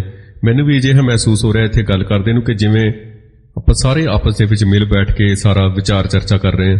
ਤੇ ਇਹ ਜਿਹੜੀ ਪ੍ਰੈਸ ਦੀ ਭੂਮਿਕਾ, ਉਸਨੇ ਵੀ ਕਾਫੀ ਬਾਬਾ ਜਰਨੈਲ ਸਿੰਘ ਨੂੰ ਇਸ ਤਰੀਕੇ ਨਾਲ ਪੇਸ਼ ਕਰਨ ਦੀ ਕੋਸ਼ਿਸ਼ ਕੀਤੀ ਕਿ ਉਹ ਹਊਆ ਬਣ ਗਏ ਪੂਰੇ ਭਾਰਤ ਦੇ ਲਈ। ਉਹਨਾਂ ਨੂੰ ਹਊਆ ਬਣਾ ਕੇ ਪੇਸ਼ ਕੀਤਾ ਗਿਆ ਪ੍ਰੈਸ ਵੱਲੋਂ। ਬਾਬਾ ਜਰਨੈਲ ਸਿੰਘ ਵੀ ਪ੍ਰੈਸ ਦੇ ਨਾਲ ਕੋਈ ਇਹੋ ਜਿਹਾ ਹੀ ਗਿਲਾ ਰੱਖਦੇ ਸਨ, ਇਹੋ ਜਿਹਾ ਹੀ ਸ਼ਿਕਵਾ ਸੀ ਉਹਨਾਂ ਦਾ ਪ੍ਰੈਸ ਦੇ ਨਾਲ, ਤੇ ਉਹਨਾਂ ਦੀਆਂ ਤਕਰੀਰਾਂ ਨੂੰ, ਉਹਨਾਂ ਦੇ ਭਾਸ਼ਣਾਂ ਨੂੰ ਗਲਤ ਰੰਗਤ ਦੇ ਕੇ ਤੋੜ ਮਰੋੜ ਕੇ ਪੇਸ਼ ਕੀਤਾ ਜਾਂਦਾ ਸੀ। ਤੇ ਜਿਹੜੇ ਪੱਤਰਕਾਰ ਨੇ ਆਖਰੀ ਇੰਟਰਵਿਊ ਲਿਆ ਸੀ ਉਹਨਾਂ ਦਾ, ਉਹਨੇ ਵੀ ਇਹਦੀ ਪੁਸ਼ਟੀ ਕਰਦਿਆਂ ਲਿਖਿਆ ਕਿ ਸੰਤ ਭਿੰਡਰਾਂਵਾਲੇ ਅਖੀਰ ਤੱਕ ਇਹੀ ਕਹਿੰਦੇ ਰਹੇ ਕਿ ਉਹ ਉਹਨਾਂ ਕਤਲਾਂ ਵਾਸਤੇ ਜ਼ਿੰਮੇਵਾਰ ਨਹੀਂ ਜਿਨ੍ਹਾਂ ਦੀ ਆੜ ਥੱਲੇ ਫੌਜ ਹਮਲਾਵਰ ਹੋ ਕੇ ਆਉਣਾ ਚਾਹੁੰਦੀ ਹੈ। ਉਹਨਾਂ ਨੇ ਕਿਹਾ ਸੀ, ਇਹ ਉਹ ਇੰਟਰਵਿਊ ਦੇ ਵਿੱਚ ਦਰਜ ਹੈ ਇਹ ਗੱਲ, ਉਹਨਾਂ ਨੇ ਕਿਹਾ ਸੀ ਕਿ ਆਖਰੀ ਦਮ ਤੱਕ ਕਿਹਾ ਸੀ ਕਿ ਉਹ ਉਹਨਾਂ ਕਤਲਾਂ ਦੇ ਲਈ ਬਿਲਕੁਲ ਵੀ ਜ਼ਿੰਮੇਵਾਰ ਨਹੀਂ ਜਿਨ੍ਹਾਂ ਦੀ ਆੜ ਥੱਲੇ ਫੌਜ ਹਮਲਾਵਰ ਹੋ ਕੇ ਆਈ ਹੈ। ਤੇ ਜਿਹੜਾ ਮੇਜਰ ਜਨਰਲ ਸ਼ਵੇਕ ਸਿੰਘ ਦੀ ਜੇ ਆਪਾਂ ਗੱਲ ਕਰੀਏ, ਉਹਨਾਂ ਨੇ ਭਾਰਤੀ ਫੌਜ ਤੋਂ ਹਥਿਆਰ ਸੁਟਾਉਣ ਤੇ ਬੰਗਲਾਦੇਸ਼ ਦੀ ਹੋਂਦ ਲਈ ਆਪਣਾ ਕਾਫੀ ਵੱਡਾ ਹਿੱਸਾ ਪਾਇਆ। ਉਹਨਾਂ ਨੇ ਆਪਣੀ ਲਿਆਕਤ ਦੇ ਨਾਲ ਉੱਥੇ ਲੜਾਈ ਲੜੀ ਜਿਹੜੀ ਗੁਰੀਲਾ ਵਾਰ ਸੀ ਬੰਗਲਾਦੇਸ਼ 'ਚ, ਤੇ ਉਸ ਨੂੰ ਇਮਾਨਦਾਰੀ ਦੇ ਨਾਲ ਕੀਤੀ ਗਈ ਸੇਵਾ ਦਾ ਜਿਹੜਾ ਇਵਜ਼ਾਨਾ ਸੀ ਉਹ ਸਜ਼ਾ ਦੇ ਰੂਪ 'ਚ ਮਿਲਿਆ। ਤੇ ਹਿੰਦੁਸਤਾਨ ਦੀ ਬੇਸ਼ਕੀਮਤੀ ਜਿਹੜੀ ਸੇਵਾ ਤੋਂ ਬਾਅਦ ਬਾਹਮਣਵਾਦੀ ਸਰਕਾਰ ਪਾਸੋਂ ਕੀ ਮਿਲਿਆ ਉਹਨਾਂ ਨੂੰ? ਜਲੀਲਤਾ। ਉਹਨਾਂ ਨੇ ਸਿੱਖਾਂ ਦੇ ਨਾਲ ਹੋ ਰਹੇ ਵਿਤਕਰੇ ਦੇ ਜ਼ਖਮਾਂ ਨੂੰ ਆਪਣੀ ਦੇਹੀ ਤੇ ਹੰਢਾਇਆ, ਆਪਣੇ ਸਰੀਰ ਤੇ ਹੰਢਾਇਆ, ਤੇ ਬਾਬਾ ਜਰਨੈਲ ਸਿੰਘ ਦੀ ਸੱਜੀ ਬਾਂਹ ਦੇ ਰੂਪ 'ਚ ਉਹਨਾਂ ਨੇ ਜੋ ਕਾਰਜ ਨਿਭਾਇਆ ਉਹ ਅਸੀਂ ਪਹਿਲਾਂ ਜ਼ਿਕਰ ਕਰ ਚੁੱਕੇ ਹਾਂ ਪਹਿਲੇ ਅਧਿਆਏ ਦੇ ਵਿੱਚ। ਅਸੀਂ ਬਹੁਤ ਵਧੀਆ ਢੰਗ ਨਾਲ ਜਿਵੇਂ ਉਹਨਾਂ ਨੇ ਸ਼ਹਾਦਤ ਦਾ ਜਾਮ ਪੀਤਾ, ਅਸੀਂ ਉਹਦੀ ਗੱਲ ਕੀਤੀ ਹੈ। ਕਿਸ ਤਰੀਕੇ ਨਾਲ ਬਾਬਾ ਜਰਨੈਲ ਸਿੰਘ ਦੀ ਜਿਹੜੀ ਸ਼ਖਸੀਅਤ ਹੈ ਉਹ ਕੌਮ ਦੇ ਧੁਰ ਅੰਦਰ ਤੱਕ ਲੈ ਗਈ। ਕਿੰਨੇ ਲੀਡਰ ਹੋਏ ਨੇ ਹੁਣ ਤੱਕ ਅਸੀਂ ਸੋਚਿਆ? ਗੁਰਚਰਨ ਸਿੰਘ ਟੌੜਾ, ਹਰਚੰਦ ਲੌਂਗੋਵਾਲ, ਮਾਸਟਰ ਤਾਰਾ ਸਿੰਘ, ਹੋਰ ਬਹੁਤ ਸਾਰੇ ਲੀਡਰ ਹੋਏ ਨੇ, ਸੰਤ ਫਤਿਹ ਸਿੰਘ, ਹੋਰ ਬਹੁਤ ਸਾਰੇ ਹੋਏ ਨੇ। ਕਿਸੇ ਦੀ ਫੋਟੋ ਇੰਨੀ ਵੱਡੀ ਗਿਣਤੀ ਦੇ ਵਿੱਚ ਵਿਕੀ ਕਿਸੇ ਵੀ ਲੀਡਰ ਦੀ ਜਿੰਨੀ ਬਾਬਾ ਜਰਨੈਲ ਸਿੰਘ ਖਾਲਸਾ ਭਿੰਡਰਾਂਵਾਲਿਆਂ ਦੀ ਅੱਜ ਛਵੀ ਪੰਜਾਬ ਦੇ ਨੌਜਵਾਨ ਦੇ ਉੱਤੇ ਪੂਰੀ ਸਿੱਖ ਕੌਮ ਜਿਸ ਦਾ ਕੋਈ ਵੀ ਪਰਵਾਨਾ ਦੀਵਾਨਾ ਇਸ ਵੇਲੇ ਦੁਨੀਆ ਦੇ ਕੋਨੇ-ਕੋਨੇ 'ਚ ਕਿਤੇ ਵੀ ਰਹਿ ਰਿਹਾ, ਜੋ ਛਵੀ, ਜੋ ਇਮੇਜ, ਜੋ ਭਾਵਨਾ ਅੱਜ ਦਾ ਨੌਜਵਾਨ ਬਾਬਾ ਜਰਨੈਲ ਸਿੰਘ ਲਈ ਰੱਖਦਾ ਹੈ, ਕਿਸੇ ਵੀ ਲੀਡਰ ਲਈ ਇੰਨਾ ਸੰਦੇਹ ਨਹੀਂ ਹੈਗਾ, ਕਿਸੇ ਵੀ ਲੀਡਰ ਲਈ ਇੰਨੀ ਮਜ਼ਬੂਤ ਭਾਵਨਾ ਨਹੀਂ ਹੈਗੀ ਸਾਡੇ ਨੌਜਵਾਨਾਂ ਦੀ ਜਿੰਨੀ ਬਾਬਾ ਜਰਨੈਲ ਸਿੰਘ ਬਾਰੇ ਹੈ। ਇਹ ਆਪਣੇ ਆਪ ਦੇ ਵਿੱਚ ਇੱਕ ਰਿਕਾਰਡ ਹੈ, ਸਭ ਦੇ ਸਾਹਮਣੇ ਹੈ, ਤੇ ਇਸ ਨੂੰ ਕੋਈ ਮੇਟ ਨਹੀਂ ਸਕਦਾ। ਜਿੰਨਾ ਇਹ ਮੇਟਣ ਦੀ ਕੋਸ਼ਿਸ਼ ਕਰਨਗੇ ਉਨੀ ਉਹਨਾਂ ਦੀ ਛਵੀ ਉੱਭਰ ਕੇ ਸਾਡੇ ਸਾਹਮਣੇ ਆਏਗੀ, ਉਨਾ ਉਹ ਸਾਡੇ ਦਿਲ ਦੇ ਧੁਰ ਅੰਦਰ ਤੱਕ ਉਹ ਆਪਣੀ ਥਾਂ ਬਣਾਉਂਦੇ ਜਾਣਗੇ। ਲੱਖ ਕੋਸ਼ਿਸ਼ਾਂ ਕੀਤੀਆਂ ਇਹਨਾਂ ਨੇ ਕਿ ਬਾਬਾ ਜਰਨੈਲ ਸਿੰਘ ਦੀ ਜਿਹੜੀ ਸ਼ਹਾਦਤ ਹੈ ਉਸ ਨੂੰ ਖਤਮ ਕਰ ਦਿੱਤਾ ਜਾਵੇ, ਪਰ ਅਸੀਂ ਦੱਸਿਆ ਕਿ ਜਿਵੇਂ ਆਪਣੇ ਆਪ ਦੇ ਵਿੱਚ ਰਿਕਾਰਡ ਹੈ, ਇਹ ਸ਼ਹਾਦਤ ਖਤਮ ਨਹੀਂ ਹੋ ਸਕਦੀ ਹੈਗੀ। ਸੋ ਇਹ ਜੋ ਸ਼ਹਾਦਤ ਹੁੰਦੀ ਹੈ, ਇਸ ਨੇ ਕੌਮ ਦੇ ਅੰਦਰ ਪੰਥ ਪ੍ਰਸਤੀ ਦਾ ਜਜ਼ਬਾ ਪੈਦਾ ਕੀਤਾ, ਪਰ ਰੋਸ ਚੋਂ ਪੈਦਾ ਹੋਈ ਜਿਹੜੀ ਖਾੜਕੂ ਲਹਿਰ ਸੀ ਉਹ ਬਹੁਤ ਜਲਦੀ ਸਰਕਾਰੀ ਏਜੰਸੀਆਂ ਦੇ ਜਾਲ ਦਾ ਸ਼ਿਕਾਰ ਹੋ ਗਈ। ਅਸੀਂ ਕਹਿੰਦੇ ਹਾਂ ਹੋਈ ਕਿਉਂ? ਕਿਉਂਕਿ ਅਸੀਂ ਸਿਧਾਂਤ ਛੱਡਤਾ, ਉਹ ਲਹਿਰ ਨੇ ਸਿਧਾਂਤ ਛੱਡਤਾ, ਲਹਿਰ ਸਿਧਾਂਤ ਦੇ ਨਾਲ ਜੁੜੀ ਨਹੀਂ ਸੀ ਰਹੀ। ਜਦੋਂ ਕਿਤੇ ਅਸੀਂ ਉਹ ਸਿਧਾਂਤ ਦੇ ਨਾਲ ਜੁੜੇ ਰਹਾਂਗੇ, ਜਿਵੇਂ ਮੈਂ ਪਹਿਲਾਂ ਹੀ ਜ਼ਿਕਰ ਕੀਤਾ ਕਿ ਕੀ ਸਰਕਾਰ ਨੇ ਉਹਨਾਂ ਦੇ ਨਾਲ ਮੇਲ-ਜੋਲ ਕਰਨ ਦੀ ਕੋਸ਼ਿਸ਼ ਨਹੀਂ ਕੀਤੀ ਹੋਈ, ਉਹਨਾਂ ਨੂੰ ਹਥਿਆਰ ਸੁੱਟਣ ਦੇ ਲਈ ਉਹਨਾਂ ਨੂੰ ਕੋਈ ਲਾਲਚ ਨਹੀਂ ਦਿੱਤਾ ਹੋਊਗਾ ਕਿ ਉਹਨਾਂ ਦੇ ਨਾਲ ਗੱਲਬਾਤ ਕਰਨ ਦੀ ਕੋਸ਼ਿਸ਼ ਨਹੀਂ ਕੀਤੀ ਹੋਊਗੀ। ਉਹ ਸਿਧਾਂਤ ਸੀ ਸਾਡੇ ਕੋਲ, ਉਹ ਸਿਧਾਂਤ ਹੈ, ਬਣ ਚੁੱਕਾ ਹੈ ਉਹ ਸਿਧਾਂਤ। ਅਰਦਾਸ ਦਾ ਸਿਧਾਂਤ ਹੈ ਉਹ, ਕਿ ਅਰਦਾਸ ਹੋ ਚੁੱਕੀ ਹੈ, ਹੁਣ ਅਰਦਾਸ ਤੋਂ ਪਿੱਛੇ ਨਹੀਂ ਹਟਿਆ ਜਾਏਗਾ। ਇਹ ਸੰਘਰਸ਼ ਇਸੇ ਤਰ੍ਹਾਂ ਚੱਲਦਾ ਰਹੇਗਾ ਉਦੋਂ ਤੱਕ ਜਦੋਂ ਤੱਕ ਕਾਰਜ ਸਿੱਧਾ ਨਹੀਂ ਹੋ ਜਾਂਦਾ। ਉਹ ਸਿਧਾਂਤ ਛੱਡਤਾ, ਸਾਨੂੰ ਐਡਾ ਵੱਡਾ ਸਿਧਾਂਤ ਦੇ ਕੇ ਗਏ ਨੇ ਬਾਬਾ ਜਰਨੈਲ ਸਿੰਘ, ਅਰਦਾਸ ਨਿਭਾਉਣ ਦਾ ਸਿਧਾਂਤ। ਇਹ ਸਰੀਰ ਮਿੱਟੀ ਆ, ਉਹ ਕਹਿੰਦੇ। ਉਹਨਾਂ ਨੇ ਦੱਸਿਆ ਕਿ ਜ਼ਮੀਰ ਦਾ ਮਰ ਜਾਣਾ ਯਕੀਨਨ ਮੌਤ ਹੈ। ਉਹਨਾਂ ਨੇ ਦੱਸਿਆ ਕਿ ਸਰੀਰ ਮਰ ਜਾਣਾ, ਸਰੀਰ ਖਤਮ ਹੋ ਜਾਣਾ ਮੌਤ ਨਹੀਂ, ਜ਼ਮੀਰ ਦਾ ਮਰ ਜਾਣਾ ਯਕੀਨਨ ਮੌਤ ਹੈ। ਤੇ ਐਡਾ ਵੱਡਾ ਸਿਧਾਂਤ ਦਿੱਤਾ ਉਹਨਾਂ ਨੇ। ਪਲ ਪਲ ਦੇ ਉੱਤੇ ਹਰ ਉਹਨਾਂ ਦਾ ਜਿੰਨਾ ਵੀ ਅਸੀਂ ਲੈਕਚਰ ਰੂਪ ਦੇ ਵਿੱਚ ਉਹਨਾਂ ਦਾ ਵਿਚਾਰ ਸਾਡੇ ਸਾਹਮਣੇ ਆਉਂਦਾ ਹੈ, ਅਸੀਂ ਸੁਣਦੇ ਹਾਂ, ਅਸੀਂ ਦੇਖਦੇ ਹਾਂ, ਉਹ ਆਪਣੇ ਆਪ ਦੇ ਵਿੱਚ ਸਿਧਾਂਤ ਹੈ। ਕੋਈ ਵੱਡੇ ਤੋਂ ਵੱਡਾ ਸਿੱਖ ਬੁੱਧੀਜੀਵੀ, ਸਿੱਖ ਚਿੰਤਕ, ਸਿੱਖ ਫਿਲਾਸਫਰ, ਸਿੱਖ ਵਿਦਵਾਨ ਉਹ ਸਿਧਾਂਤ ਨਹੀਂ ਦੇ ਸਕਿਆ ਜੋ ਬਾਬਾ ਜਰਨੈਲ ਸਿੰਘ ਨੇ ਸਾਨੂੰ ਦਿੱਤਾ। ਕਦੇ ਅਸੀਂ ਉਸ ਤੇ ਵਿਚਾਰ ਕੀਤਾ? ਬਹੁਤ ਡੂੰਘੀਆਂ ਗੱਲਾਂ ਸਰਲ ਸ਼ਬਦਾਂ ਦੇ ਵਿੱਚ, ਸਰਲ ਅੱਖਰਾਂ ਦੇ ਵਿੱਚ, ਸਰਲ ਗੱਲਬਾਤ ਦੇ ਵਿੱਚ, ਆਮ ਬੋਲਚਾਲ ਦੀ ਭਾਸ਼ਾ ਦੇ ਵਿੱਚ ਉਹਨਾਂ ਵੱਲੋਂ ਕਹੀਆਂ ਗਈਆਂ ਗੱਲਾਂ। ਕਿੱਡਾ ਵੱਡਾ ਸਿਧਾਂਤ ਹੈ, ਅਸੀਂ ਇਸ ਸਿਧਾਂਤ ਤੇ ਅਜੇ ਤੱਕ ਵਿਚਾਰ ਨਹੀਂ ਕੀਤਾ ਹੈਗਾ। ਸਾਨੂੰ ਇਸ ਸਿਧਾਂਤ ਦੇ ਉੱਤੇ ਵਿਚਾਰ ਕਰਨਾ ਚਾਹੀਦਾ। ਜਿਹੜੀਆਂ ਖਾੜਕੂ ਤੇ ਗਰਮਦਲੀ ਧਿਰਾਂ ਜਿਹੜੀਆਂ ਬਾਬਾ ਜਰਨੈਲ ਸਿੰਘ ਜੀ ਦਾ ਸੰਸਥਾ ਪ੍ਰਭਾਵ ਕਬੂਲਦੀਆਂ ਸਨ, ਉਹਨਾਂ ਦਾ ਅਸਰ ਕਬੂਲਦੀਆਂ ਸਨ, ਉਹਨਾਂ ਨੇ ਬਾਬਾ ਜਰਨੈਲ ਸਿੰਘ ਦੇ ਜਿਉਂਦੇ ਹੋਣ ਦਾ ਤੇ ਦੁਬਾਰਾ ਪ੍ਰਗਟ ਹੋਣ ਦਾ ਪ੍ਰਚਾਰ ਕੀਤਾ। ਇਹਦੇ 'ਚ ਕੋਈ ਦੋ ਰਾਵਾਂ ਨਹੀਂ ਹੈਗੀਆਂ। ਕਿਉਂ ਕੀਤਾ, ਕਿਵੇਂ ਕੀਤਾ? ਇਹਦੇ ਨਤੀਜੇ 'ਚ ਕੋਈ ਨਵੀਂ ਲੀਡਰਸ਼ਿਪ ਨਾ ਉੱਭਰ ਸਕੀ ਤੇ ਪੰਥ ਦੋਖੀਆਂ ਖਾੜਕੂ ਸੰਘਰਸ਼ 'ਚ ਘੁਸਪੈਠ ਕਰਨ ਦਾ ਉਹਨਾਂ ਨੂੰ ਬਹੁਤ ਵੱਡਾ ਅਵਸਰ ਮਿਲਿਆ, ਮੌਕਾ ਮਿਲਿਆ। ਤੇ ਖਾੜਕੂ ਜਥੇਬੰਦੀਆਂ 'ਚ ਆਪਸੀ ਖਿੱਚੋਤਾਣ ਸੀ, ਜਿਹੜੀ ਇੱਕ ਜਥੇਬੰਦਕ ਢਾਂਚੇ ਤੇ ਅਨੁਸ਼ਾਸਨ ਦੀ ਘਾਟ ਨੇ ਇਸ ਲਹਿਰ ਨੂੰ ਖਤਮ ਕਰਨ 'ਚ ਬਹੁਤ ਵੱਡਾ ਯੋਗਦਾਨ ਪਾਇਆ। ਪੰਥ ਪ੍ਰਸਤੀ ਦੀ ਗੱਲ ਕਰਨ ਵਾਲਿਆਂ ਨੂੰ ਜਿੱਥੇ ਸਰਕਾਰੀ ਦਹਿਸ਼ਤਗਰਦੀ ਦਾ ਸ਼ਿਕਾਰ ਹੋਣਾ ਪਿਆ, ਉੱਥੇ ਖਾੜਕੂਆਂ ਦੇ ਭੇਸ 'ਚ ਸਰਕਾਰੀ ਏਜੰਟਾਂ ਨੇ ਵੀ ਕੋਈ ਘੱਟ ਨਹੀਂ ਕੀਤੀ। ਬਹੁਤ ਸਾਰੇ ਨਾਮ ਜਿਹੜੇ ਬਹੁਤ ਵੱਡੇ ਵੱਡੇ ਨਾਮ ਨੇ, ਕਦੇ ਗੱਲ ਚੱਲੀ ਉਹਨਾਂ ਤੇ ਖੋਜ ਕਰਕੇ ਉਹਨਾਂ ਨਾਵਾਂ ਦੇ ਉੱਤੇ ਜਾਂ ਉਹਨਾਂ ਸ਼ਖਸੀਅਤਾਂ ਦੇ ਉੱਤੇ, ਅਖੌਤੀ ਸ਼ਖਸੀਅਤਾਂ ਦੇ ਉੱਤੇ ਵੀ ਵਿਚਾਰ ਵਟਾਂਦਰਾ ਕਰਾਂਗੇ, ਜਿਨ੍ਹਾਂ ਨੇ ਸਿੱਖੀ ਭੇਸ ਦੇ ਵਿੱਚ ਸਰਕਾਰੀ ਏਜੰਸੀਆਂ ਦੇ ਨਾਲ ਇੱਕ ਪਾਸੇ ਹੱਥ ਮਿਲਾ ਕੇ ਜਿਹੜੀਆਂ ਕੌਮ ਦੀਆਂ ਜੜ੍ਹਾਂ ਨੂੰ ਕੱਟਣ ਤੋਂ ਸਿਵਾਏ ਹੋਰ ਕੋਈ ਕੰਮ ਨਹੀਂ ਕੀਤਾ ਹੈਗਾ, ਜਿਨ੍ਹਾਂ ਨੇ ਉਸੇ ਘਰ ਦੇ ਵਿੱਚ ਲੰਗਰ ਛਕਦਿਆਂ ਉਸੇ ਥਾਲੀ ਦੇ ਵਿੱਚ ਛੇਕ ਕੀਤਾ। ਇਹਨਾਂ ਦੀਆਂ ਬਹੁਤ ਉਦਾਹਰਨਾਂ ਮਿਲਦੀਆਂ ਨੇ। ਇਸ ਸਿਧਾਂਤ ਤੋਂ ਭਟਕਣਾ ਤੇ ਉੱਪਰ ਕੋਈ ਲੀਡਰ ਨਾ ਹੋਣਾ ਤੇ ਹੋਰ ਜਿਹੜੀਆਂ ਕਮੀਆਂ ਸਨ, ਉਹ ਸਾਨੂੰ ਫਿਰ ਸਾਡੇ ਦਰਵਾਜ਼ਾ ਖੜਕਾਉਂਦੀਆਂ ਨੇ, ਸਾਡੇ ਜ਼ਿਹਨ ਦਾ, ਦਿਮਾਗ ਦਾ। ਸਾਨੂੰ ਸਪਸ਼ਟ ਪਤਾ ਲੱਗਦਾ ਹੈ ਕਿ ਕਮੀਆਂ ਕਿੱਥੇ ਨੇ। ਅਸੀਂ ਕਦੇ ਕਦੇ ਸੋਚਣ ਲੱਗ ਜਾਂਦੇ ਹਾਂ ਸਿਰ ਫੜ ਕੇ ਬੈਠ ਕੇ ਕਿ ਕਮੀ ਕਿੱਥੇ ਹੈ ਸਾਡੇ 'ਚ। ਕਮੀਆਂ ਸਪਸ਼ਟ ਨੇ, ਸਾਫ਼ ਨੇ। ਪਿੰਡਾਂ ਦੇ ਲੋਕਾਂ ਦੇ ਘਰ ਖਾੜਕੂਆਂ ਦੀਆਂ ਛੁਪਣਗਾਹਾਂ ਸਨ, ਪਰ ਖਾੜਕੂਆਂ ਦੇ ਭੇਸ 'ਚ ਸਰਕਾਰੀ ਕਾਲੀਆਂ ਬਿੱਲੀਆਂ ਦੀਆਂ ਕਾਲੀਆਂ ਕਰਤੂਤਾਂ ਨੇ ਸਿੰਘਾਂ ਨੂੰ ਪੇਂਡੂ ਲੋਕਾਂ 'ਚ ਨਫ਼ਰਤ ਦਾ ਪਾਤਰ ਬਣਾਇਆ। ਸਿਆਸੀ ਮਹਾਰਥੀਆਂ ਨੇ ਖਾੜਕੂਆਂ ਨੂੰ ਪਹੁੰਚ ਕੇ ਜ਼ੋਰ ਲਾ ਕੇ ਆਪਣੇ ਹਿੱਤਾਂ ਦੀ ਪੂਰਤੀ ਵਾਸਤੇ ਵਰਤਿਆ। ਤੇ ਅੱਜ ਸਾਰਿਆਂ ਨੂੰ ਪਤਾ ਕਿ ਬਾਦਲ ਨੇ ਸਿੰਘਾਂ ਨੂੰ ਕਿਵੇਂ ਵਰਤਿਆ। ਸਰਕਾਰੀ ਅਸ਼ੀਰਵਾਦ ਪ੍ਰਾਪਤ, ਜਿਹੜੇ ਸਰਕਾਰੀ ਅਸ਼ੀਰਵਾਦ ਹਾਸਲ ਜਿਹੜੇ ਕਥਿਤ ਸੰਤਾਂ ਨੇ, ਜਿੱਥੇ ਸਾਹਿਬ ਸ੍ਰੀ ਹਰਿਮੰਦਰ ਸਾਹਿਬ, ਸ੍ਰੀ ਅਕਾਲ ਤਖਤ ਸਾਹਿਬ ਦੇ ਉੱਤੇ ਹੋਏ ਹਮਲੇ ਦੀ ਯਾਦ ਦੇ ਨਿਸ਼ਾਨ ਵੀ ਮਿਟਾਏ, ਉੱਥੇ ਕੌਮ ਨੇ ਵੀ ਸੰਗਠਿਤ ਹੋ ਕੇ ਸਿੱਖ ਰੈਫਰੈਂਸ ਲਾਇਬ੍ਰੇਰੀ, ਜਿਹਦਾ ਇੱਕ ਖਾਸ ਸਾਜ਼ਿਸ਼ ਦੇ ਅਧੀਨ ਨੁਕਸਾਨ ਕੀਤਾ ਗਿਆ, ਉਹਦੀ ਪੂਰਤੀ ਬਾਰੇ ਕੋਈ ਨਿੱਗਰ ਕਦਮ ਹੀ ਨਹੀਂ ਚੁੱਕਿਆ। ਤਾਂ ਇਹ ਗੱਲਾਂ ਕਰਨੀਆਂ ਬਣਦੀਆਂ ਨੇ। ਇਹ ਜਦੋਂ ਅਸੀਂ ਬਾਬਾ ਜਰਨੈਲ ਸਿੰਘ ਦੀ ਗੱਲ ਕਰਾਂਗੇ ਤਾਂ ਇਹ ਗੱਲਾਂ ਸਾਡੇ ਸਾਹਮਣੇ ਆਉਣਗੀਆਂ। ਇਹ ਸਾਰਾ ਕੁਝ ਸਾਨੂੰ ਵਿਚਾਰਨਾ ਚਾਹੀਦਾ, ਵਿਚਾਰਨਾ ਬਣਦਾ ਸਾਨੂੰ। ਭਾਰਤ ਅੰਦਰ ਜਿਹੜੀ ਸਿੱਖ ਕੌਮ ਦੀ ਹਾਲਤ ਬਾਰੇ ਬਾਬਾ ਜਰਨੈਲ ਸਿੰਘ ਦੀ ਸਮਝ ਸੀ, ਜਿਹੜੀ ਜੋ ਸੂਝ-ਬੂਝ ਸੀ ਜਾਂ ਜਿਹੜੀ ਸੋਚ ਸੀ, ਉਹ ਆਮ ਸਿੱਖ ਲੀਡਰਾਂ ਨਾਲੋਂ ਬਿਲਕੁਲ ਅਲੱਗ ਸੀ, ਵੱਖਰੀ ਸੀ। ਉਹ ਕਿਸੇ ਵਜ਼ਾਰਤ ਬਣਾਉਣ ਵੱਲ ਨਹੀਂ ਸਨ ਸੋਚਦੇ। ਉਹ ਵੋਟਾਂ ਲੈ ਕੇ ਸਿੱਖਾਂ ਨੂੰ ਗੁੰਮਰਾਹ ਕਰਕੇ ਜਾਂ ਧਰਮ ਦਾ ਨਾਂ ਲੈ ਕੇ ਸਿੱਖਾਂ ਨੂੰ ਇਕੱਠੇ ਕਰਕੇ ਜਦੋਂ ਵੋਟਾਂ ਦੇ ਦਿਨ ਆਉਣੇ ਸਨ, ਉਹ ਵੋਟਾਂ ਦੇ ਨਾਂ ਤੇ ਵੋਟਾਂ ਖਰੀਦ ਕੇ ਜਾਂ ਗੁੰਮਰਾਹ ਕਰਕੇ ਭੜਕਾ ਕੇ ਕਿਸੇ ਕੁਰਸੀ ਤੱਕ ਪਹੁੰਚਣ ਦਾ ਮਨਸੂਬਾ ਨਹੀਂ ਸੀ ਉਹਨਾਂ ਦਾ। ਉਹ ਆਮ ਸਿੱਖ ਲੀਡਰਾਂ ਦੀ ਸੋਚ ਸੀ ਕੁਰਸੀ ਤੱਕ ਪਹੁੰਚਣ ਦੀ, ਵਜ਼ਾਰਤ ਬਣਾਉਣ ਦੀ। ਆਜ਼ਾਦੀ ਤੋਂ ਬਾਅਦ ਸਿੱਖ ਲੀਡਰਾਂ ਦੇ, ਹਿੰਦੂ ਲੀਡਰਾਂ ਦੇ, ਹਿੰਦੂ ਹਾਕਮਾਂ ਦੇ ਖਿਲਾਫ ਇਹ ਸ਼ਿਕਾਇਤ ਬਣੀ ਰਹੀ, ਇਹੋ ਹੀ ਸ਼ਿਕਵਾ ਰਿਹਾ ਕਿ ਭਾਰਤ ਦੇ ਅੰਦਰ ਸਿੱਖਾਂ ਦੇ ਨਾਲ ਬਰਾਬਰ ਦਾ ਸਲੂਕ ਨਹੀਂ ਹੋ ਰਿਹਾ ਤੇ ਉਹਨਾਂ ਦੇ ਨਾਲ ਪੈਰ ਤੇ ਵਿਤਕਰਾ ਤੇ ਬੇਇਨਸਾਫੀ ਹੋ ਰਹੀ ਹੈ। ਇਹ ਮੁੱਦਾ 1947 ਤੋਂ ਬਾਅਦ ਅਕਾਲੀ ਦਲ ਦੀ ਸਮੁੱਚੀ ਰਾਜਨੀਤਿਕ ਸਰਗਰਮੀ ਦਾ ਹਿੱਸਾ ਬਣਿਆ ਰਿਹਾ। ਸਾਰੇ ਜਾਣਦੇ ਹਾਂ ਆਪਾਂ।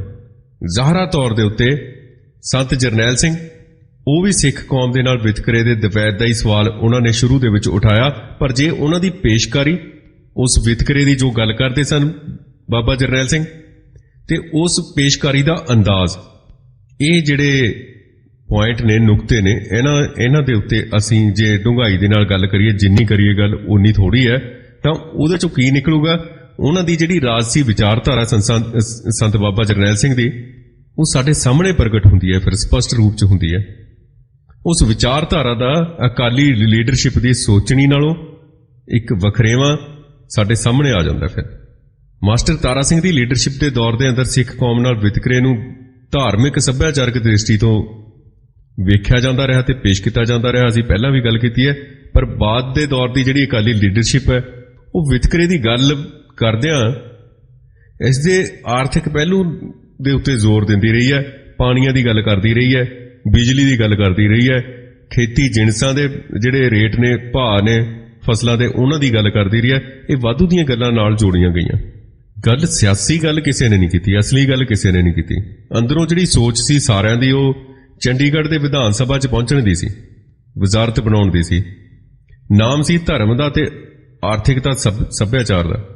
ਤਾਂ ਇਸ ਹਾਲਤ ਦੇ ਵਿੱਚ ਸੰਤਾਂ ਨੇ ਧਾਰਮਿਕ ਹੁੰਦੇ ਹੋਏ, ਇੱਕ ਪ੍ਰਚਾਰਕ ਹੁੰਦੇ ਹੋਏ, ਸਿੱਖ ਧਰਮ ਦੇ ਪ੍ਰਚਾਰਕ ਹੁੰਦੇ ਹੋਏ ਰਾਜ ਦੀ ਗੱਲ ਕੀਤੀ, ਸਿੱਖ ਰਾਜ ਦੀ ਗੱਲ ਕੀਤੀ, ਸਿੱਖਾਂ ਦੀ ਆਜ਼ਾਦੀ ਦੀ ਗੱਲ ਕੀਤੀ। ਇਹ ਆਪਣੇ ਆਪ ਦੇ ਵਿੱਚ ਵੱਡੀ ਗੱਲ ਸੀ। ਜਦੋਂ ਸਾਡੇ ਸੱਭਿਆਚਾਰ ਦੇ ਵਿੱਚ ਸਿੱਖ ਧਾਰਮਿਕ ਧਰਮ ਦੇ ਜਦੋਂ ਅਸੀਂ ਚੌਕਟੇ 'ਚ ਰਹਿ ਕੇ ਗੱਲ ਕਰਦੇ ਹਾਂ, ਤਾਂ ਸ਼ਬਦ ਜਿਹੜਾ ਸੰਤ, ਉਹਦੇ ਅਰਥ ਬਹੁਤ ਵਿਆਪਕ ਨੇ। ਅਸੀਂ ਬਾਬਾ ਸ਼ਬਦ ਵੀ ਵਰਤਦੇ ਹਾਂ ਉਹਨਾਂ ਦੇ ਲਈ, ਸੰਤ ਵੀ ਵਰਤਦੇ ਹਾਂ ਸ਼ਬਦ। ਸੰਤ, ਜਦੋਂ ਅੱਜ ਦੇ ਸੰਤਾਂ ਦੀ ਅਸੀਂ ਗੱਲ ਕਰਦੇ ਹਾਂ, ਤਾਂ ਸਾਨੂੰ ਏਦਾਂ ਲੱਗਦਾ ਕਿ ਅਸੀਂ ਉਸ 20ਵੀਂ ਸਦੀ ਦੇ ਮਹਾਨ ਜਰਨੈਲ ਦੇ ਨਾਮ ਅੱਗੇ ਸੰਤ ਨਾ ਹੀ ਲਾਈਏ ਤਾਂ ਚੰਗਾ। ਬਾਬਾ ਕਿਆ ਕਰੀਏ, ਚੰਗਾ ਚਾਚਾ, ਚੰਗੀ ਗੱਲ ਲੱਗਦੀ ਹੈ। ਸਿੱਖੀ ਦੇ ਵਿੱਚ ਬਾਬਾ ਸ਼ਬਦ ਦੀ ਕਾਫੀ ਜਿਹੜੀ ਹੈ ਉਹ ਪ੍ਰਧਾਨਤਾ ਹੈ, ਸਤਿਕਾਰ ਹੈ। ਛੋਟੀਆਂ ਉਮਰਾਂ 'ਚ ਵੀ ਬੱਚਿਆਂ ਨੂੰ ਵੀ ਬਾਬਾ ਕਿਹਾ ਗਿਆ ਸਿੱਖੀ ਦੇ ਵਿੱਚ। ਤੇ ਬਾਬਾ ਬੁੱਢਾ ਜੀ ਬਾਰੇ ਤਾਂ ਆਪਾਂ ਜਾਣਦੇ ਹਾਂ, ਬਚਪਨ ਦੇ ਵਿੱਚ ਹੀ ਉਹਨਾਂ ਨੂੰ ਗੁਰੂ ਨਾਨਕ ਦੇਵ ਜੀ ਨੇ ਬਾਬਾ ਸ਼ਬਦ ਨਾਲ ਸੰਬੋਧਨ ਕੀਤਾ ਸੀ। ਸੋ ਸੰਤ ਜੋ ਧਰਮ ਦੀ ਪਹਿਰੇਦਾਰੀ ਹੋਵੇ, ਧਰਮ ਨੂੰ ਅੱਗੇ ਲੈ ਕੇ ਚੱਲੇ, ਧਰਮ ਦੀਆਂ ਜਿਹੜੀਆਂ ਵਿਧਾਵਾਂ ਨੇ, ਧਰਮ ਦਾ ਜੋ ਕਨਸਟੀਟਿਊਸ਼ਨ ਹੁੰਦਾ, ਜੋ ਧਰਮ ਦੇ ਅਸੂਲ ਹੁੰਦੇ ਨੇ, ਉਹਨਾਂ ਤੇ ਚੱਲਣ ਵਾਲੇ ਤੇ ਹੋਰ ਲੋਕਾਂ ਨੂੰ ਉਸ ਅਸੂਲਾਂ ਦੇ ਉੱਤੇ, ਉਸ ਕਨਸਟੀਟਿਊਸ਼ਨ ਦੇ ਉੱਤੇ, ਸੰਵਿਧਾਨ ਦੇ ਉੱਤੇ ਚਲਾਉਣ ਦੀ ਪ੍ਰੇਰਣਾ ਦੇਣ ਵਾਲੇ ਵਿਅਕਤੀ ਨੂੰ ਸੰਤ ਕਿਹਾ ਜਾਂਦਾ ਹੈ। ਤਾਂ ਉਸ ਸੰਤ ਦੀ ਪਦਵੀ ਦੇ ਉੱਤੇ ਬੈਠੇ ਕਿਸੇ ਵਿਅਕਤੀ ਵੱਲੋਂ ਰਾਜਸੀ ਚੇਤਨਾ ਦੀ ਗੱਲ ਕਰਨੀ, ਰਾਜਸੀ ਚੇਤਕ ਦੀ ਗੱਲ ਕਰਨੀ ਆਪਣੇ ਆਪ ਦੇ ਵਿੱਚ ਕੋਈ ਛੋਟੀ ਗੱਲ ਨਹੀਂ ਹੈਗੀ, ਬਹੁਤ ਵੱਡੀ ਗੱਲ ਹੈ। ਤੇ ਉਹਨਾਂ ਵੱਲੋਂ ਜੋ ਸਿੱਖ ਰਾਜ ਦੀ ਗੱਲ ਕੀਤੀ ਗਈ, ਸਿੱਖਾਂ ਦੀ ਆਜ਼ਾਦੀ ਦੀ ਗੱਲ ਕੀਤੀ, ਸਿੱਖੀ ਦੇ ਬੋਲਬਾਲੇ ਦੀ ਗੱਲ ਕੀਤੀ ਗਈ, ਜਿਸ ਤਰੀਕੇ ਨਾਲ ਉਹਨਾਂ ਨੇ ਗੱਲ ਤੋਰੀ, ਜਿਸ ਤਰੀਕੇ ਨਾਲ ਉਹਨਾਂ ਦੀ ਗੱਲ ਸ਼ੁਰੂ ਹੁੰਦੀ ਹੈ, ਤੇ ਉਹਦੇ ਕੋਈ ਜ਼ਿਆਦਾ ਅੱਗੇ ਦੂਰ ਤੱਕ ਜਾ ਕੇ ਡੂੰਘਾਈ ਦੇ ਨਾਲ ਉਹਦੀ ਘੋਖ ਪੜਤਾਲ ਕਰਨ ਦੀ ਜ਼ਰੂਰਤ ਨਹੀਂ। ਉਹਦੇ ਅਰਥ ਆਪਾਂ ਨੂੰ ਸਾਰਿਆਂ ਨੂੰ ਪਤਾ ਨੇ ਕਿ ਉਹ ਕਿੱਧਰ ਨੂੰ ਜਾਂਦੀ ਸੀ ਉਹਨਾਂ ਦੀ ਗੱਲ। ਉਹ ਆਪਣੇ ਆਪ ਦੇ ਵਿੱਚ ਇੱਕ ਮਹੱਤਵਪੂਰਨ ਇੱਕ ਵਿਧਾ ਹੋ ਨਿਬੜੀ, ਜਿਹੜੀ ਅਜੇ ਤੱਕ ਕਿਸੇ ਨਾ ਕਿਸੇ ਰੂਪ ਦੇ ਵਿੱਚ ਸਾਡੇ ਨਾਲ ਚੱਲ ਰਹੀ ਹੈ। ਬਾਬਾ ਜਰਨੈਲ ਸਿੰਘ ਪਹਿਲੇ ਸਿੱਖ ਲੀਡਰ ਸਨ ਜਿਨ੍ਹਾਂ ਨੇ ਸਿੱਖ ਕੌਮ ਦੇ ਨਾਲ ਹੋ ਰਹੇ ਧੱਕੇ ਤੇ ਵਿਤਕਰੇ ਦੇ ਜਿਹੜੇ ਵਰਤਾਰੇ ਸਨ, ਉਹ ਸਾਡੇ ਸਾਹਮਣੇ ਇਸ ਤਰੀਕੇ ਨਾਲ ਰੱਖੇ ਕਿ ਅਸੀਂ ਉਹ ਵਿਤਕਰਿਆਂ ਨੂੰ, ਸਿੱਖ ਕੌਮ ਦੇ ਨਾਲ ਹੋ ਰਹੇ ਧੱਕੇ ਨੂੰ ਆਰ-ਪਾਰ ਦੇਖਣ ਦੇ ਯੋਗ ਹੋਏ। ਤਾਂ ਇੰਨੀ ਵੱਡੀ ਗਿਣਤੀ ਦੇ ਵਿੱਚ ਸਮਰਥਨ ਮਿਲਿਆ ਬਾਬਾ ਜੀ ਨੂੰ, ਤਾਂ ਇੰਨੀ ਵੱਡੀ ਗਿਣਤੀ ਦੇ ਵਿੱਚ ਸੰਗਤਾਂ, ਤਾਂ ਇੰਨੀ ਵੱਡੀ ਗਿਣਤੀ ਦੇ ਵਿੱਚ ਨੌਜਵਾਨ ਉਹਨਾਂ ਦੇ ਹੁਕਮ ਤੇ ਫੁੱਲ ਚੜਾਉਂਦੇ ਹੋਏ ਸ਼ਹਾਦਤ ਦਾ ਜਾਮ ਪੀਣ ਲਈ ਤਿਆਰ ਹੋਏ। ਬਹੁਤ ਸਾਡੇ ਕੋਲ ਇਹੋ ਜਿਹੀਆਂ ਸਾਡੇ ਕੋਲ ਮਿਸਾਲਾਂ ਨੇ, ਜਦੋਂ ਸਿੰਘਾਂ ਨੇ ਹੱਸ ਕੇ ਕੁਰਬਾਨੀਆਂ ਕੀਤੀਆਂ। ਸਿਧਾਂਤ ਸੀ ਉਹਨਾਂ ਦੇ ਕੋਲ ਜਿਨ੍ਹਾਂ ਨੇ ਕੁਰਬਾਨੀਆਂ ਕੀਤੀਆਂ। ਜਰਨੈਲ ਸਿੰਘ ਭਿੰਡਰਾਂ ਵਾਲਿਆਂ ਦਾ ਸਿਧਾਂਤ ਸੀ ਦਿੱਤਾ ਹੋਇਆ। ਉਸ ਸਿਧਾਂਤ ਤੋਂ ਆਰ-ਪਾਰ ਇੱਧਰ ਉੱਧਰ ਦੇਖ ਹੀ ਨਹੀਂ ਸਨ ਸਕਦੇ। ਸੋ ਇਹ ਸਾਡੇ ਕੋਲ ਇੱਕ ਸ਼ੀਸ਼ਾ ਦਿਖਾਇਆ ਜਰਨੈਲ ਸਿੰਘ ਭਿੰਡਰਾਂ ਵਾਲਿਆਂ ਨੇ, ਜਿਹਦੇ ਆਰ-ਪਾਰ ਦੇਖਣ ਤੇ ਇੱਕ ਤਰ੍ਹਾਂ ਦੇ ਨਾਲ ਉਸ ਜੋ ਬਿਮਾਰੀ ਸੀ ਉਹਦੇ ਲੱਛਣਾਂ ਤੇ ਮਰਜ਼ ਦੇ ਜਿਹੜੇ ਇਲਾਜ ਦੇ ਜਿਹੜੇ ਤਰੀਕੇ ਸਨ, ਉਹਨਾਂ ਨੂੰ ਬੁੱਝਣ ਦੀ ਲੋੜ ਮਹਿਸੂਸ ਹੋਈ ਸਾਨੂੰ। ਉਸ ਦੇ ਉੱਤੇ ਬਾਕਾਇਦਾ ਤੌਰ ਤੇ ਉੱਤੇ ਕਿਤੇ ਗੱਲ ਚੱਲਣ ਲੱਗੀ, ਕਿਤੇ ਗੱਲ ਸ਼ੁਰੂ ਹੋਈ। ਉਹਨਾਂ ਨੇ ਬਹੁਤ ਜ਼ੋਰ ਦੇ ਨਾਲ ਉੱਚੀ ਆਵਾਜ਼ ਦੇ ਵਿੱਚ ਇਹ ਰਾਜਸੀ ਗੱਲ ਉਭਾਰੀ, ਇਹ ਰਾਜਸੀ ਟੀਚਾ ਉਭਾਰਿਆ ਕਿ ਭਾਰਤ ਦੇ ਅੰਦਰ ਸਿੱਖਾਂ ਦੇ ਨਾਲ ਜਿਹੜਾ ਵਿਤਕਰਾ ਤੇ ਧੱਕਾ ਹੋ ਰਿਹਾ ਉਹ ਅਸਲ 'ਚ ਗੁਲਾਮੀ ਦਾ ਪ੍ਰਤੀਕ ਹੈ, ਗੁਲਾਮੀ ਹੈ ਉਹ।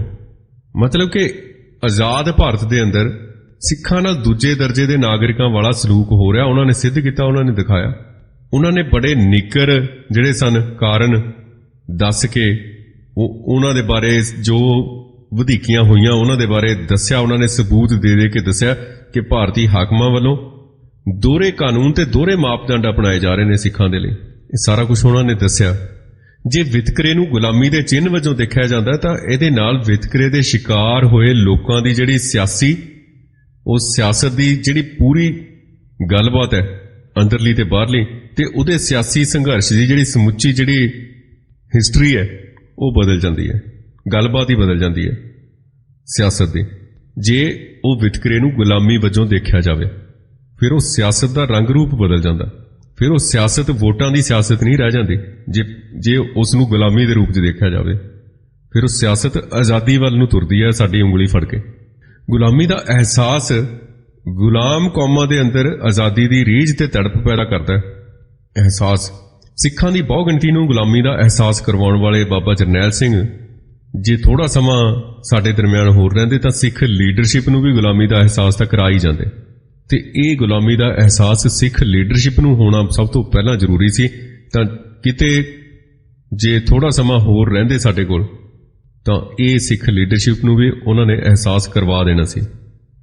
ਤਾਂ ਜਦੋਂ ਤੱਕ ਵੋਟਾਂ ਦੀ ਰਾਜਨੀਤੀ ਦੇ ਥੱਲੇ ਚੱਲ ਕੇ ਵੋਟ ਸਿਸਟਮ ਰਾਹੀਂ ਇਹ ਇਸ ਤਰ੍ਹਾਂ ਅੱਗੇ ਵਧਦੇ ਰਹਿਣਗੇ, ਇਹਨਾਂ ਨੂੰ ਗੁਲਾਮੀ ਦਾ ਅਹਿਸਾਸ ਹੋਣਾ ਹੀ ਨਹੀਂ। ਗੁਲਾਮ ਤਾਂ ਅੱਜ ਪੰਜਾਬ ਦਾ ਹਰ ਵਿਅਕਤੀ ਜਾਂ ਸਿੱਖ ਕੌਮ ਦਾ ਹਰ ਮੈਂਬਰ ਗੁਲਾਮ ਹੈ। ਇਹ ਸਾਡੇ ਕੋਲ ਬਹੁਤ ਅਜਿਹੀਆਂ ਗੱਲਾਂ ਨੇ ਜਿਹੜਾ ਬਾਬਾ ਜਰਨੈਲ ਸਿੰਘ ਨੇ ਸਾਨੂੰ ਸਿਧਾਂਤ ਦਿੱਤਾ ਹੈ। ਅੱਜ ਵੀ ਉਹੀ ਸਿਧਾਂਤ ਸਾਡੇ ਸਾਹਮਣੇ ਹੈ। ਉਹਦਾ ਅੱਖਰ ਇੱਧਰ ਉੱਧਰ ਨਹੀਂ ਹੋਇਆ। ਅੱਖਰ ਸਾਡੇ ਤੇ ਅੱਜ ਵੀ ਲਾਗੂ ਹੁੰਦਾ ਹੈ। ਕਦੇ ਸੋਚਣਾ, ਕਦੇ ਵਿਚਾਰਨਾ, ਕਿਸ ਤਰੀਕੇ ਨਾਲ ਅੱਜ ਤੋਂ 30 ਸਾਲ ਪਹਿਲਾਂ ਉਹਨਾਂ ਦੇ ਕਹੇ ਹੋਏ ਸ਼ਬਦ ਅੱਜ ਵੀ ਉਸੇ ਤਰ੍ਹਾਂ ਪੂਰੇ ਢੁਕਦੇ ਨੇ। ਇਕੱਲੇ ਵਿਤਕਰੇ ਦਾ ਜਿਹੜਾ ਅਹਿਸਾਸ ਹੈ ਵੱਧ ਤੋਂ ਵੱਧ ਉਸ ਰਾਜ ਦੇ ਸਿਸਟਮ ਦੇ ਅੰਦਰ ਹੀ ਭਾਵੇਂ ਸਲੂਕ ਤੇ ਇਨਸਾਫ ਦੀ ਇੱਛਾ ਪੈਦਾ ਕਰਦਾ ਹੈ, ਪਰ ਕਈ ਵਾਰ ਵਿਤਕਰੇ ਦਾ ਅਹਿਸਾਸ ਵੀ ਪੀੜਤ ਜਿਹੜੇ ਲੋਕ ਹੁੰਦੇ ਨੇ ਉਹਨਾਂ ਦੇ ਅੰਦਰ ਰੋਸ ਤੇ ਗੁੱਸੇ ਦੀਆਂ ਜਿਹੜੀਆਂ ਭਾਵਨਾਵਾਂ ਪੈਦਾ ਕਰ ਹੀ ਦਿੰਦਾ। ਪਰ ਇਹ ਰੋਸ ਖਾਸ ਕਰਕੇ ਉਸ ਸਮੇਂ ਦੇ ਜਿਹੜੇ ਰਾਜ ਕਰਨ ਵਾਲੇ ਹੁੰਦੇ ਨੇ ਉਹਨਾਂ ਦੇ ਖਿਲਾਫ ਹੁੰਦਾ, ਰਾਜ ਦੇ ਜਿਹੜੇ ਸਿਸਟਮ ਦੇ ਖਿਲਾਫ ਨਹੀਂ ਹੁੰਦਾ। ਇਹ ਸਾਨੂੰ ਪਤਾ ਹੈ। ਸੋ ਇਸ ਤਰ੍ਹਾਂ ਅਸੀਂ ਦੇਖਦੇ ਹਾਂ ਕਿ ਇਹ ਜਿਹੜਾ ਸਾਰਾ ਵਰਤਾਰਾ ਹੈ ਕਿਸ ਤਰੀਕੇ ਨਾਲ ਅੱਗੇ ਵੱਧਦਾ। ਸਾਡੇ ਕੋਲ ਸੋਚ ਹੈ, ਸਾਡੇ ਕੋਲ ਸਿਧਾਂਤ ਹੈ। ਕਿੱਡਾ ਵੱਡਾ ਸਿਧਾਂਤ ਹੈ ਸਾਡੇ ਕੋਲ। ਖਾਲਸੇ ਦਾ ਸੰਘਰਸ਼ ਜਿਹੜਾ ਹੈ ਕਿਸੇ ਨਾ ਕਿਸੇ ਰੂਪ 'ਚ ਜਾਰੀ ਰਿਹਾ ਤੇ ਰਹੇਗਾ ਤੇ ਚੱਲ ਵੀ ਰਿਹਾ ਹੁਣ ਵੀ। ਜੇ ਬਾਬਾ ਜਰਨੈਲ ਸਿੰਘ ਵੱਲੋਂ 6 ਜੂਨ 1984 ਨੂੰ ਅਣਖੀਲੇ ਜਰਨੈਲਾਂ ਤੇ ਜਾਂਬਾਜ਼ ਜੁਝਾਰੂ ਸਿੰਘਾਂ ਦੇ ਸਮੇਤ ਸਿਰ ਧੜ ਦੀ ਬਾਜ਼ੀ ਲਾ ਕੇ ਜਿਹੜੀ ਨੀਂਹ ਰੱਖੀ ਗਈ ਸੀ ਉਸ ਤੇ ਹਜ਼ਾਰਾਂ ਸਿੰਘਾਂ ਦੇ ਸਿਰ ਲੱਗ ਚੁੱਕੇ ਨੇ ਤੇ ਡੁੱਲਿਆ ਹੋਇਆ ਲਹੂ ਕਦੇ ਅਜਾਈ ਨਹੀਂ ਜਾਂਦਾ ਤੇ ਸਮੇਂ ਦੇ ਗੇੜ ਦੇ ਨਾਲ ਹਮੇਸ਼ਾ ਰੰਗ ਲੈ ਕੇ ਆਉਂਦਾ। ਸਮੇਂ ਦੇ ਗੇੜ ਤੇ ਉਤਰਾਵਾਂ ਚੜਾਵਾਂ ਨੂੰ ਪਾਰ ਕਰਕੇ ਇੱਕ ਨਾ ਇੱਕ ਦਿਨ ਆਪਣੀ ਮੰਜ਼ਿਲ ਪੂਰੀ ਜ਼ਰੂਰ ਕਰਦਾ।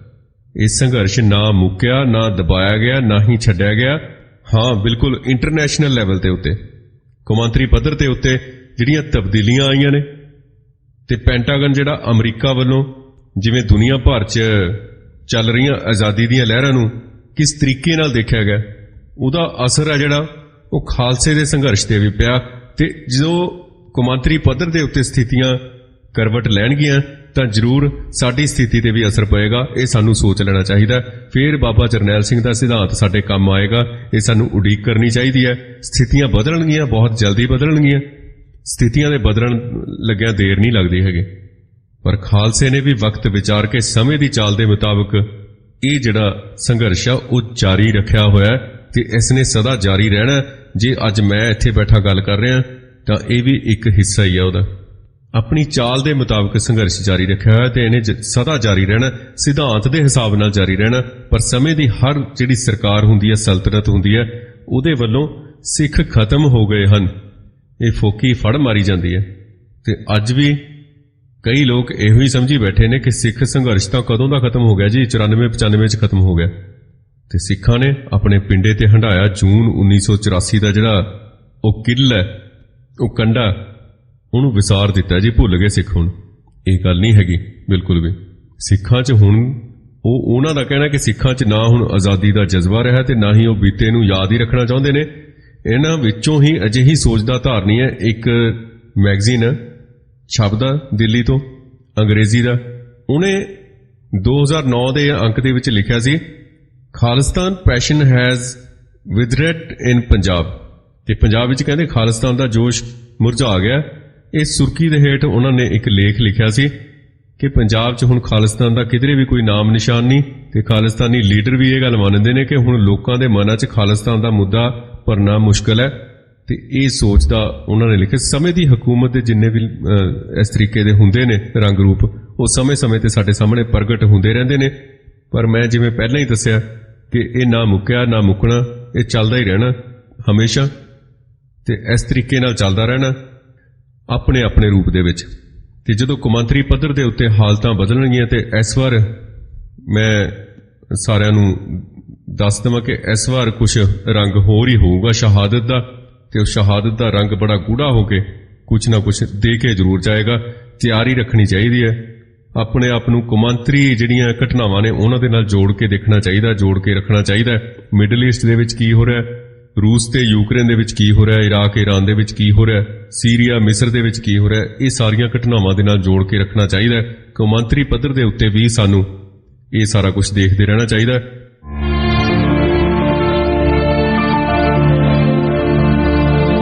ਮਰਦੇ ਮੁਜਾਹਿਦ ਸੰਤ ਜਰਨੈਲ ਸਿੰਘ ਜੀ ਖਾਲਸਾ ਪਿੰਡਰਾਵਾਲੇ। ਭਾਗ 17ਵਾਂ ਇੱਥੇ ਹੀ ਖਤਮ ਹੁੰਦਾ ਹੈ। ਕੱਲ ਅਸੀਂ ਫੇਰ ਮਿਲਾਂਗੇ। ਚਾਹੀਦਾ ਦੁਨੀਆ